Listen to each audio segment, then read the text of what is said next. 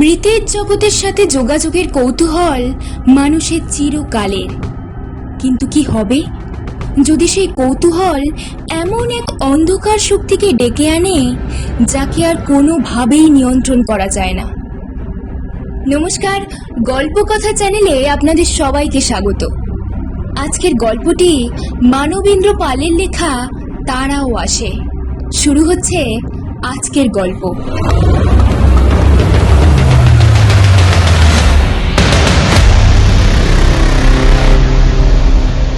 এইরকম একটা বিভৎস দৃশ্য দেখতে আসার ইচ্ছে আমার মোটেও ছিল না।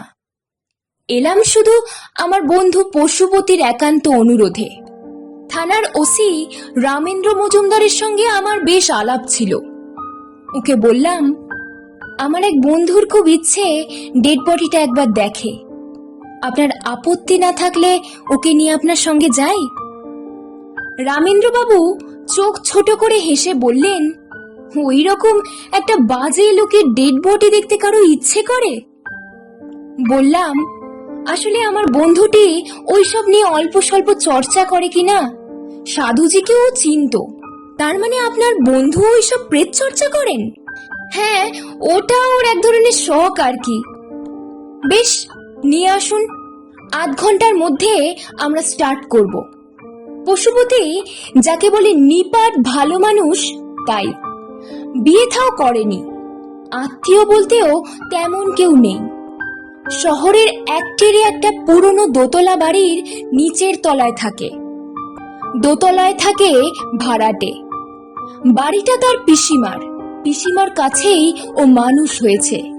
পিসিমার মৃত্যুর পর তার মোটা রকম সম্পত্তি পেয়েছে বটে, কিন্তু পিসিমার অভাবটা সে মর্মে মর্মে বোঝে। বাস্তব জীবনের কোনো অভিজ্ঞতাই তার নেই। এতদিন যা কিছু তার দরকার সব পিসিমাই করে দিতেন। আজ পিসিমার অভাবে সে লক্ষ্মী ছাড়া না হলেও ছন্ন ছাড়া। ভাগ্যিস দোতলায় ভাড়াটে ছিল, তাই দরকারি সাহায্য পেয়ে বেঁচে যায়। বেটে খাটো মানুষটি, ছোট করে কাটা চুল, মোটা মোটা আঙুলে 4-4টে পাথর বসানো আংটি ঝলমল করে। পরনে আধ ময়লা ধুতি আর গায়ে ফতুয়ার পকেট দুটো অস্বাভাবিক বড়, আর সেই পকেট দুটোয় থাকে নানা রকমের স্টোন, লোহার এক টুকরো পাত, একটা ম্যাগনিফাইং গ্লাস, একটা ছোট পেন্সিল আর একটা নোট বই। একটা প্রাইভেট কোম্পানিতে সে সামান্য মাইনে কাজ করে। এমন চাকরি না করলেও তার কিছু এসে যেত না। তবু যে সে করে সেটা ওর পিসির আদেশ পালনের জন্যই। তিনি বলতেন, চাকরি কখনো ছাড়বে না বাবা, সোপার্জিত অর্থের সম্মানই আলাদা, তা টাকার অঙ্ক যাই হোক না কেন। আর পিসিমা ঘড়ির কাঁটা ধরে ঠিক 9:30 অফিস রওনা করিয়ে দিতেন বলে আজও সে ঠিক 9:30 পান চিবোতে চিবোতে পায়ে রবারের জুতো আর মাথায় ছাতা দিয়ে হেঁটে হেঁটে অফিস যায়। হেঁটে হেঁটেই যায়, কেননা পিসিমা তাকে যথাসম্ভব ট্রামে বাসে চড়তে নিষেধ করেছিলেন। অফিসে প্রায়ই 5 জনে ঝাঁপিয়ে পড়ে। পশুপতিদা, আমার হাতটা দেখে দিন। পশুপতি কাউকে ফেরায় না। পকেট থেকে ম্যাগনিফাইং গ্লাসটা বের করে এক একজনের হাত দেখে।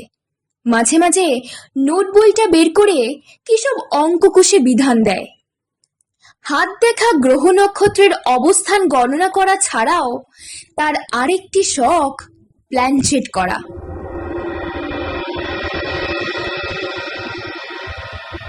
এই শখটা ওর বেড়েছে পিসিমার মৃত্যুর পর। হরতনের মতো কাঠের প্ল্যানচেট নয়, ও প্ল্যানচেট করে কাপ দিয়ে। মেঝেতে চকখড়ি দিয়ে একটা বড় বৃত্ত আঁকে। বৃত্তের গায়ে A থেকে Z পর্যন্ত লেটারগুলো লেখা। বড় বৃত্তের মধ্যে একটা ছোট বৃত্ত, সেখানে বেশ পরিষ্কার পরিচ্ছন্ন চা খাওয়ার একটা কাপ উল্টো করে বসিয়ে তার উপর আলতো করে আঙুল ছুঁয়ে পরলোকগত অতি পরিচিত কোনো আত্মাকে স্মরণ করে। ঘরে তখন জ্বালিয়ে দেয় হালকা নীল আলো, কাছেই জ্বলে ধূপ। টু শব্দটি নেই। একটু পরেই কাপটা নড়ে ওঠে। পশুপতি গলা খাটো করে অশ্রুরুদ্ধ কণ্ঠে জিজ্ঞেস করে, কে? পিসিমা? উত্তরে কাপটা আঙুল শুদ্ধ চলে যায় প্রথম ওয়াই এর কাছে, তারপর ই এর কাছে, তারপর এস, অর্থাৎ ইয়েস। অথচ শুনেছি পিসিমা ইংরেজি লেখাপড়ার বিন্দু বিসর্গও জানেন না। যাই হোক, এইভাবে পশুপতি প্রায়ই নির্জন ঘরে বসে রাতের বেলায় পিসিমাকে ডাকত আর প্রশ্ন করে করে উত্তর জেনে নিত। যেমন কখনো জ্বর হলে জিজ্ঞেস করত, কোন ডাক্তারকে দেখাবো, কি খাবো, কিংবা অফিসের অনেকেই বেশ কিছু টাকা ডবল করার জন্য ফিক্সড ডিপোজিট করে, আমিও কি করব? প্রশ্ন করার 2 মিনিট পরেই কাপটা আঙুল সমেত প্রথমে চলে যায় ওয়াই এর কাছে, তারপর ই এর কাছে, তারপর এস। পশুপতি নিশ্চিন্ত মনে 10,000 টাকা জমা করে দেয়।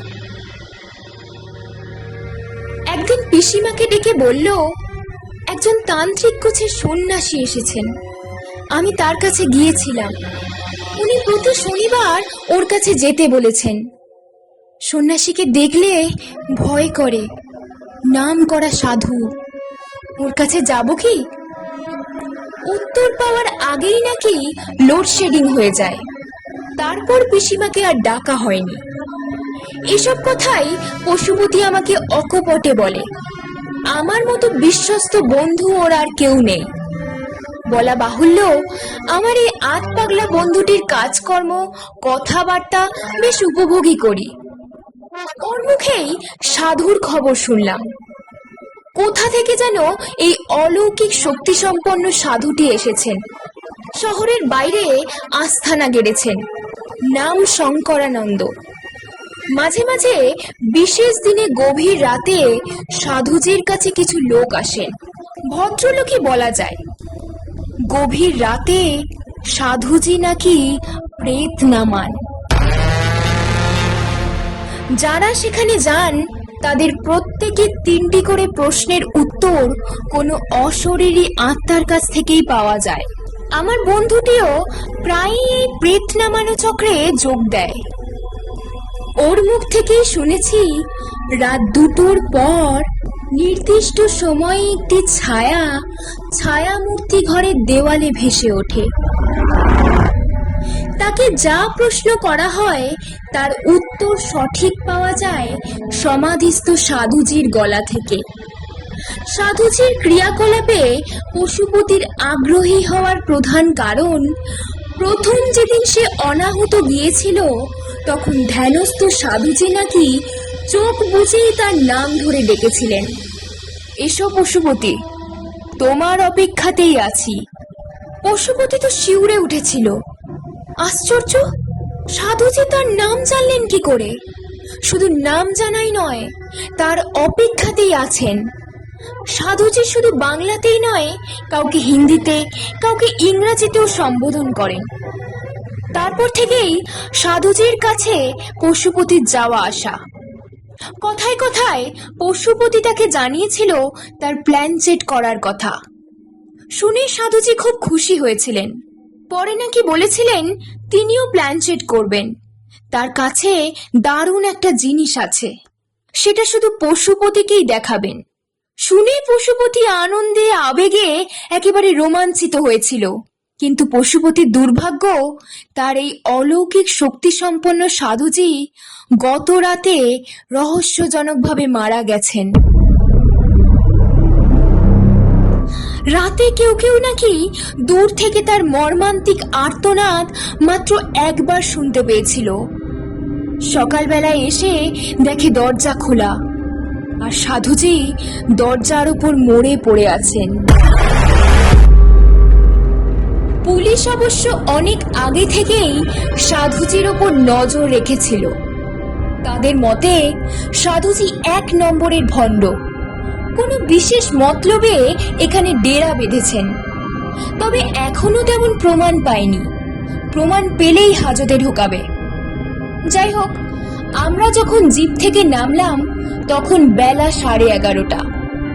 শহর থেকে বেশ খানিকটা দূরে মাঠের শেষে একটা টালির ঘরে সাধুজির ডেরা। জায়গাটা নির্জন, লোকবসতি কম, পেছনে গভীর জঙ্গল।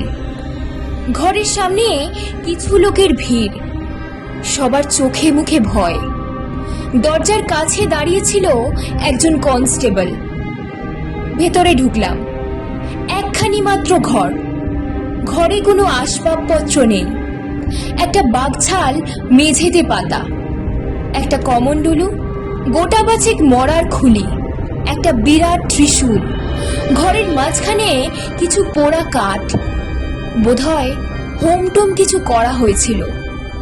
পেছনে একটা দরজা, দরজাটা জঙ্গলের দিকে যাওয়ার। সেই দরজাটার ওপর পড়েছিল শঙ্করানন্দের বিশাল দেহ। দেখেছো পশুপতি, কি ভয়ঙ্কর! ঘাড় ঘুরিয়ে তাকালাম, কিন্তু পশুপতি তখন পাশে ছিল না। ঘরে সবাই যখন মৃতদেহ নিয়ে ব্যস্ত, ও তখন ঘরের অন্যদিকে কিছু যেন খুঁজে বেড়াচ্ছিল। অথচ সাধুজির মৃতদেহটি শেষবারের মতো দেখবার জন্যই নাকি তার আশা। ওসি দেহটা হাতের বেটে লাঠি দিয়ে এদিক ওদিক করে দেখে কিছু নোট করে নিলেন। জিজ্ঞেস করলাম, কি মনে হয়, মার্ডার কেস? ওসি একটা সিগারেট ধরিয়ে হালকাভাবেই বললেন, কে কিসের স্বার্থে মার্ডার করবে বলুন তো? মার্ডার করার পেছনে তো একটা মোটিভ থাকবে। কিন্তু হয়তো প্রেশার বেড়ে গিয়েছিল, বেরোতে যাচ্ছিল, মাথা ঘুরে পড়ে গিয়ে মরেছে। পোস্টমর্টেম করলেই বোঝা যাবে। এই বলে কনস্টেবলদের মৃতদেহ গাড়িতে তুলে দিতে আদেশ করলেন। ইচ্ছে করেই আমি আর কথা বাড়াইনি, কি দরকার। ফেরার পথে রামেন্দ্রবাবু শহরের মুখে আমাদের নামিয়ে দিয়ে অন্য জায়গায় চলে গেলেন। আমরা একটা রিক্সা নিয়ে নিলাম। পশুপতিকে এতই গম্ভীর মনে হচ্ছিল যে অনেকক্ষণ ওর সঙ্গে কথা বলতে পারলাম না। বুঝতে পারছিলাম সাধুজির এই হঠাৎ মৃত্যুতে ও খুব কষ্ট পেয়েছে। একটু পরে বললাম, মনটা তোমার খুব খারাপ হয়ে গেছে না? ও একটা দীর্ঘশ্বাস ফেলে বলল, হ্যাঁ, তা তো স্বাভাবিক। ওর কাছে যেতাম, ওর স্নেহ পেয়েছিলাম। উনি আমায় অনেক গোপন কথাও বলেছেন। আর কিছুদিন ওকে পেলে আমিও অলৌকিক কিছু করতে পারতাম। রিক্সাটা একটা ঝাঁকানি দিয়ে মোড় ফিরল। বললাম, সাধুজির মৃত্যুটা তোমার কিরকম মনে হয়? ও চট করে উত্তর দিল না, একটু ভেবে পাল্টা প্রশ্ন করল, তোমার কি মনে হয়? বললাম, ওসি তো বললেন প্রেসারে মাথা ঘুরে পড়ে গিয়ে। বাধা দিয়ে পশুপতি বলল, ওসি তো কোনো গুরুত্বই দিলেন না। যা বললেন তা তো ওর অনুমান ছাড়া আর কিছুই নয়। একটু থেমে বলল, স্বাভাবিক বা স্ট্রোকে মৃত্যু হলে কি কারো চোখ অমন ভাবে ঠেলে বেরিয়ে আসে? বললাম, সে কথা আমারও মনে হয়েছে। তারপর খেয়াল করেছিলে, বোধহয় লোকগুলো বলছিল গভীর রাত্রিরে সাধুজির আর্তনাদ শুনতে পেয়েছিল। হ্যাঁ, একবারই, অর্থাৎ দ্বিতীয়বার চিৎকার করার সময়টুকুও পাননি। একটু থেমে ভাঙা ভাঙা গলায় পশুপতি বলল, সাধুজির পাথরের মতো শরীরটা তো দেখলে। তাছাড়া আমি বিশ্বাস করি ঐশ্বরিক শক্তিতেও তিনি শক্তিমান। সেই মানুষ যদি সত্যি আর্তনাদ করে থাকেন, তাহলে বুঝে দেখো কত না জানি ভয় পেয়েছিলেন। আমি রিক্সাওয়ালার কান বাঁচিয়ে বললাম, তাহলে কি তুমি মনে করো এটা খুন? পশুপতি বিজ্ঞের মতো ঠোঁটের ফাঁকে এক চিলতে হাসি ফুটিয়ে বলল, সেটাই তো রহস্য। অবশ্য আমি কিছু একটা অনুমান করতে পারি, তবে তা মাননীয় ওসি মহাশয়ের অনুমানের মতন নয়। আমার অনুমান আমি জানি একেবারে 100% ঠিক, কিন্তু সে কথা বলা যাবে না, লোকে পাগল বলবে। মনে মনে বললাম, ঠিক কথাই, কেননা তুমি নিজেই তো একটা পাগল। কাজেই প্রলাপ ছাড়া তুমি আর কি বলবে? আমি আর ও প্রসঙ্গে না গিয়ে বললাম, তা তুমি সারা ঘরে কি খুঁজে বেড়াচ্ছিলে? ও অমনি চটজলদি জবাব দিল, যা পাওয়ার জন্য আমি এখানে এসেছিলাম। পাওয়ার জন্য? হ্যাঁ, পাওয়ার জন্য, খুবই সামান্য জিনিস। বলে পশুপতি সিট থেকে একটু উঠে দাঁড়িয়ে ফতুয়ার সেই বিরাট পকেট থেকে জিনিসটি অতি গোপনে বের করে দেখালো। এটা আবার কি? দেখতেই পাচ্ছ? হ্যাঁ, দেখতে তো পাচ্ছিলাম, একটা চায়ের কাপ। তবে সাধারণত যেমন সাদা কাপ হয় সেরকম নয়, কুচকুচে কালো, তার গায়ে আবার একটা চোখ আঁকা। একটাই চোখ, কিন্তু কি ভয়ঙ্কর সে চোখের চাউনি! এটা নিয়ে কি করবে? কি করব তা জানি না, তবে সাধুজি আমায় বলেছিলেন এটা নাকি দারুণ শক্তিশালী মিডিয়াম। নির্জন ঘরে একা বসে 1 মিনিট আঙুল দিয়ে ছুঁয়ে থাকলেই একজন পাগলা সাহেবের ভর হয়। যা জানতে চাইবে তার উত্তর পাবে। মাঝে মাঝে সে নিজে থেকেই কিছু উপদেশ নির্দেশ দিতে পারে। এই কাপের সাহায্যে অসাধ্য সাধন করা যাবে। তবে মাসে মাত্র একদিন, অমাবস্যার রাতে। বলতে বলতে পশুপতির গলা উত্তেজনায় কেঁপে উঠল। একটু সামলে নিয়ে বলল, সাধুজি সম্প্রতি তিব্বত গিয়েছিলেন। সেখানে এক বৃদ্ধ লামার সঙ্গে তার দেখা হয়। কাপটা সেই লামার। লামার কাছ থেকে সাধু কাপটা পেলেন কি করে? সাধুজিকে জিজ্ঞেস করেছিলাম, উনি হেসে বলেছিলেন, ইচ্ছের জোরে। ইচ্ছের জোরে? হ্যাঁ, ব্যাস ওইটুকু কথা, বাকিটা বুঝে নাও। বুঝতে অসুবিধে হয়নি। ইচ্ছে পূর্ণ করার জন্যে মানুষ অনেক কিছুই করতে পারে। দুর্বল বৃদ্ধ লামা কি আর ওই দুর্দান্ত সাধুজির জোর সহ্য করতে পেরেছিলেন? কিন্তু সাধুজি বোধহয় ওটা এতদিন ব্যবহার করতে পারেননি। ওটা ব্যবহার করেছিলেন কাল, অমাবস্যার আগেই, আর তারই পরিণতি এই। বলেই পশুপতি আমার হাত থেকে কাপটা ছো মেরে কেড়ে নিয়ে পকেটে পুরে রাখলো। কিন্তু কাপটা নিয়ে এসে কি ভালো করলে? কেন, খারাপ কি? বললাম, দেখো, ওসব যদিও আমি বিশ্বাস করি না, তবু সত্যি যদি কাপটার কোনো অলৌকিক ক্ষমতা থাকে তাহলে হয়তো বিপদ ঘটতে পারে। কি বিপদ? তুমি হয়তো সেই পাগলা সাহেবের শক্তিকে সামলাতে নাও পারতে পারো। পশুপতি তাচ্ছিল্যের ভঙ্গিতে বলল, না পারবার কি আছে? আমি তো নিয়মিত কাপ চালি। সে চালায় আর এ চালায় তফাৎ আছে। তুমি কাপের মিডিয়ামে তোমার পরিচিত বিশেষ একজনকে ডাকো। আর এই কাপ সম্বন্ধে যা শুনলাম, না ডাকতেই এক পাগলা সাহেব ভর করে। দুটোই তফাৎ আছে। পশুপতি গম্ভীরভাবে বলল, সে আমি ম্যানেজ করব। তাছাড়া সাধুজির জিনিস তার অনুমতি ছাড়া নিয়ে আসা ঠিক হলো না।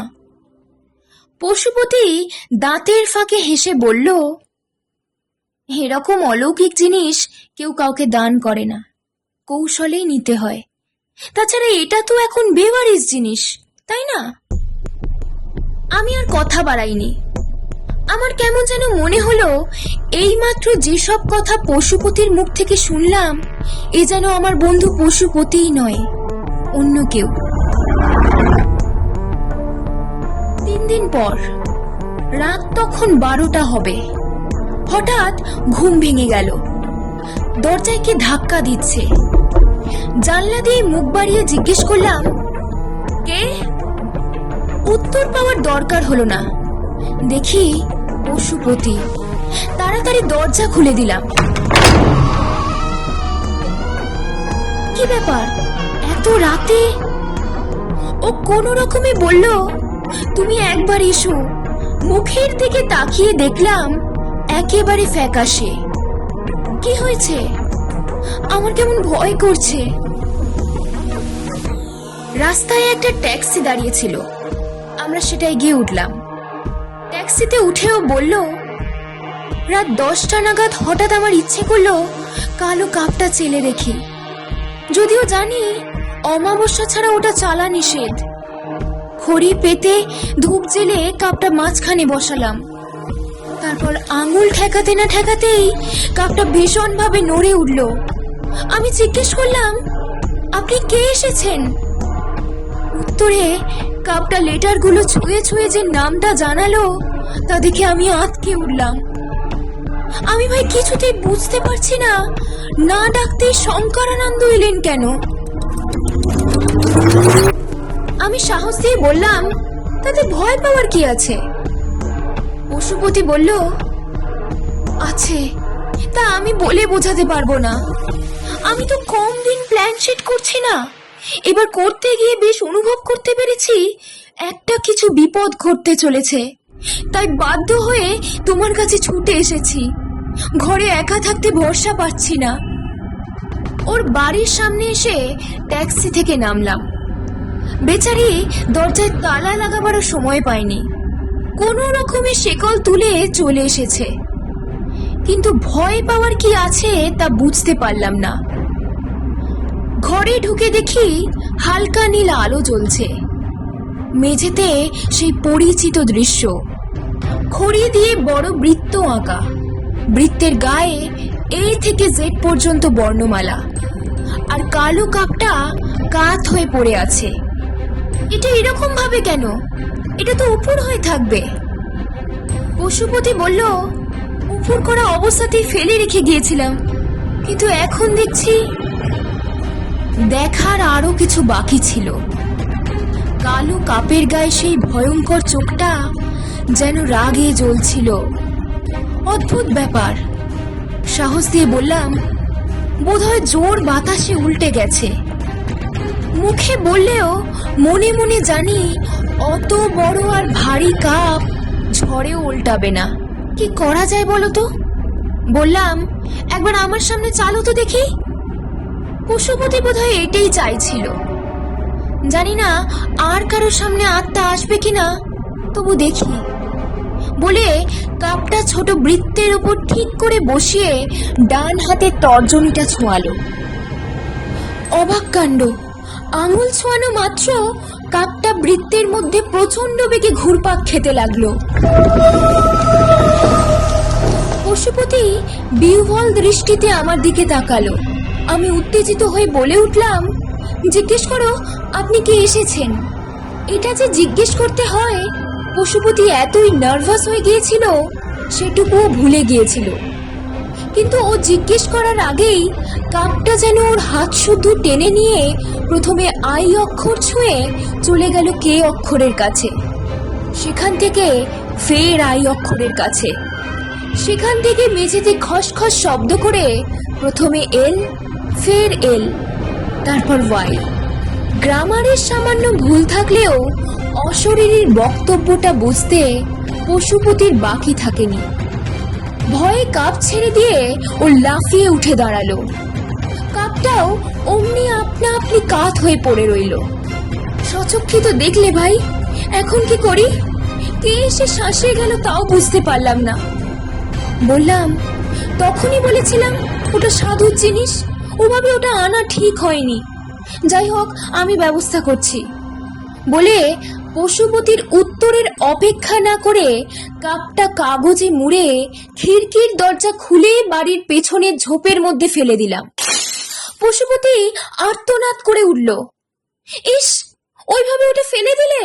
ওটা যে মন্ত্রপুত, নিকুচি করেছে তোমার মন্ত্রের। ওটা থাকলে তুমি আবার ওটা নিয়ে বসবে আর ভয়ে হার্ট ফেল করে মরবে। মরার কথা শুনে পশুপতি বুঝি একটু শান্ত হলো। সে রাত্রে অবশ্য পশুপতির কাছেই আমায় থাকতে হয়েছিল। দুজনেরই ভালো ঘুম হয়েছিল। মাঝরাতে শুধু একবার ব্যাঘাত হয়েছিল। হঠাৎ পশুপতি আমায় ধাক্কা দিয়ে চাপা আতঙ্কে বলেছিল, খিড়কির দরজাকে ঠেলছে, ঠেলুক বলে পাশ ফিরে শুয়েছিলাম। তারপর এক ঘুমে রাত শেষ। ক্যালেন্ডারে চোখ পড়তেই কেমন অন্যমনস্ক হয়ে গেলাম। আজ অমাবস্যা। পশুপতি আজ আবার সেই কাপটা নিয়ে চালতে বসবে না তো? কাপটা অবশ্য আমি ফেলে দিয়ে এসেছি, কিন্তু সেটা কুড়িয়ে আনতে কতক্ষণ? এসব কাজে আমার সর্বনেশে আকর্ষণ থাকে। সে আকর্ষণ দুর্বল প্রকৃতির মানুষ সহজে কাটিয়ে উঠতে পারে না। যাই হোক, একবার খোঁজ নিয়ে আসতে দোষ কি, এই মনে করে তখনই বেরিয়ে পড়লাম। রাত তখন 11টা। ওদের পাড়াটা নিঝুম, শুধু গলির মুখের রাস্তার আলোটা যেন ভয়ে ভয়ে কোনো রকমে তার কর্তব্য করে যাচ্ছে। ওর বাড়ির সামনে এসে জানলার দিকে তাকাতেই দেখলাম ঘরে হালকা আলো জ্বলছে। তাহলে আজও পশুপতি বসেছে? দরজায় শব্দ করতে যেতেই দেখি দরজা খোলা। অবাক হলাম, দরজা খোলা কেন? এই বাড়িটার দোতলাতেও লোক আছে, কিন্তু দরজা বন্ধ করার দায়িত্ব তো পশুপতির। দরজা ঠেলে ভেতরে ঢুকলাম।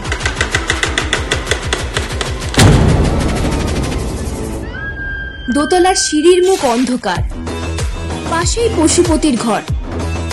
এ কি, এই দরজাটাও খোলা? দরজা খুলে রেখেই কি পশুপতি কোথাও গেছে? আবার কেউ ভয় পেয়েছে?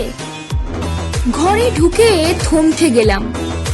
দেখি মাটিতে সেইভাবেই খড়ি পাতা, আর খালি গায়ে পশুপতি মেঝেতে পড়ে আছে। মুখটা বিভৎস। তখনই দোতলার ভাড়াটেদের সাহায্যে পশুপতিকে হাসপাতালে নিয়ে গেলাম। সারা রাত জমিয়ে মানুষে টানাটানি করে শেষ পর্যন্ত ডাক্তার ভরসা দিলেন, ভয় নেই। যাক, অন্তত আমার সৌভাগ্য, ঠিক সময়ে আসতে পেরেছিলাম বলেই বন্ধুকে বাঁচাতে পেরেছি। ডাক্তারের মতে হাই ব্লাড প্রেশারের জন্যই এরকম হয়েছে, কিন্তু সুস্থ হয়ে পশুপতি যা বলেছিল তা অন্য কথা। সাধুজির ওই কাপটার উপর লোভ সে সামলে উঠতে পারেনি। তাছাড়া মন্ত্রপুত কাপটা পড়ে থাকবে আস্থা করে, এ যে মহা পাপ। তাই সে কাপটা কুড়িয়ে এনেছিল। তারপর আজ অমাবস্যা বলেই কাপটা নিয়ে বসেছিল। বসা মাত্র কাপটা প্রচন্ড জোরে নড়ে উঠেছিল, এত জোরে যে পশুপতির হাত পর্যন্ত কাঁপছিল। কে এসেছেন? এ প্রশ্নের জবাব না দিয়ে সেই একই কথা জানিয়ে দিল, আই কিল ইউ। তারপর কাপটা আঙুলটা ঠেলে সরিয়ে মেঝেতে একটা বিদঘুটে শব্দ করতে করতে এগিয়ে আসতে লাগলো তার কাছে। সে উঠে দাঁড়াবার আগেই কাপটা তার পা বেয়ে উঠে পড়ল। একটা শুধু ঠান্ডা হিমশীতল স্পর্শ। তারপর আর কিছু মনে নেই। যাক, পশুপতি এ যাত্রায় বেঁচে গেল, কিন্তু কাপটা অদৃশ্য। সেটা যে কোথায় গেল জানতে পারা যায়নি। তারপর অনেক দিন পর্যন্ত দুটি দুর্ঘটনা আমায় ভাবিয়ে তুলেছিল। সাধুজির মৃত্যু আর পশুপতির মৃত্যুর মুখ থেকেও কোনো রকমে ফিরে আসা, এ দুটি ঘটনার পেছনে কোনো অদৃশ্য শক্তির হাত। দুই অপরাধীকে কি শাস্তি দিয়ে গেল কাপটা দুই সময়ের দুই অধিকারী? পশুপতির অপরাধ তুলনামূলকভাবে কম বলে কি ও শেষ পর্যন্ত বেঁচে গেল? এসব প্রশ্নের উত্তর আজ পর্যন্ত খুঁজে পাইনি। আজকের গল্প পাঠে ছিল রিম অর্থাৎ আমি, এবং সাউন্ড ও এডিটিং এ চিরঞ্জিত। গল্পটি ভালো লাগলে অবশ্যই নিচে কমেন্ট করে আপনার মতামত জানান। নতুন নতুন গা ছমছমে গল্পের আপডেট পেতে চ্যানেলটি সাবস্ক্রাইব করুন এবং পাশে থাকা বেল আইকনটি প্রেস করে দিন। পরের পর্বে দেখা হচ্ছে নতুন কোনো রোমাঞ্চকর গল্প নিয়ে। ততক্ষণ সবাই ভালো থাকুন, সুস্থ থাকুন আর চোখ কান খোলা রাখুন, কারণ তারাও আসে।